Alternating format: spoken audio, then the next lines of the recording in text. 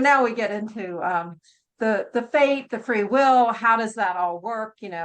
So where there's kind of a continuum, predestination on one end, and the other is, it's random as can be. Where does that all blend? And of course, this is my perspective, and I write about it actually in more than one of my books. People can see it differently, and that's great, right? It's not something I'm going to be like getting in a debate with them, unless they want, and then we can have fun debating it, but I'm not going to force anybody on anything. But the way I look at it is we have free will in two places. We have free will before we're born, and we have free will once we get here. And so the free will before we're born is when we are, in fact, I'll quote one of my children's books. It says, we decide on our lessons, the paths we will take, awards we might go for, and mistakes we might make. For life isn't easy and not always fun, but easy is boring, like games always won. So we set up our challenges and mountains so high to test our endurance and reach for the sky. So it goes further than that. But we do, before we're here, we're like, okay, what do I want to learn? Who do I want to be with?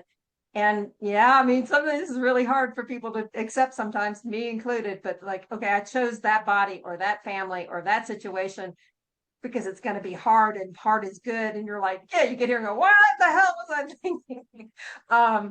But I think that's a part of it free will. So I think then we map out what I think is like a map.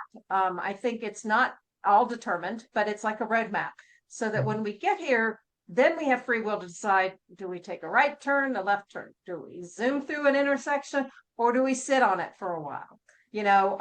Do we, take the proverbial high road or the low road? Because sometimes, people say, oh, well, no matter what, your dreams will, happen. And you're like, no, you could take the low road and you could miss some of the good stuff, right? That's part of the lessons too.